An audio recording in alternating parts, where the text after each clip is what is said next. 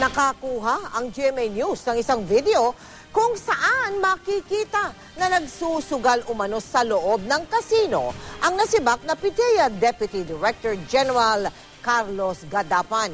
Inamin naman ni Gadapan na siya nga ang nasa video. Pero paliwanag niya, bahagi daw yun ng kanyang trabaho. Nakatutok si Emil Sumangil. Exclusive. Ito ang amateur video na ibinigay sa GMA News ng isang grupo ng mga opisyal sa Philippine Drug Enforcement Agency o PIDEA na sumusuporta kay PIDEA Director General Jose Gutierrez. Laman daw ng video ang sinibak na Deputy Director General for Operations na si Undersecretary Carlos Gadapan. Siya raw ang lalaking ito na nakasuot ng kulay puting polo barong na nakaupo sa tinatawag na Casino Big Table at umano'y nagsusugal. Humiling ang mga nagbigay ng video na huwag na silang pangalanan.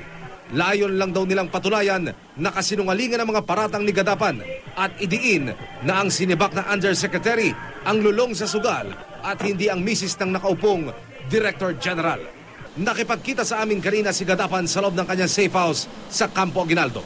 Ipinakita namin sa kanyang video at kahit ayaw raw magpakilala ng mga nasa likod nito, kilala raw ni Gadapan kung sino-sino ang nagpatrabaho nito na anyay mga dati niyang kasama sa Philippine Military Academy na ngayon nasa loob din ng PIDEA. For the information of everybody, lahat ng kasino rito, meron akong informante.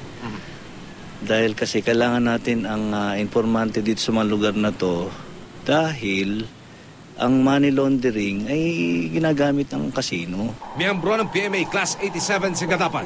4 na taong nagsilbi sa PIDEA, naging hepe ng PIDEA NCR at hindi nagtagal umakyat bilang Deputy Director General for Operations.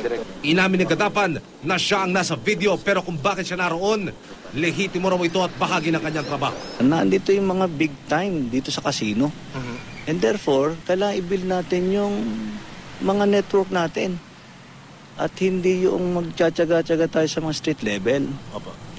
So, ito lang masasabi ko dyan na I'm building network dito sa mga lugar na to because of the evolving trend in drug trafficking. Sa pagkakasibak sa kanya, sinabi ni Gadapan sa kanyang expose na hindi siya, kundi ang misis ni Gutierrez ang high roller ng kasino na ang puhunan mula raw sa pondo ng PIDEA. Nagpapasabog na ako rito ng bomba gusto na i-counter siguro.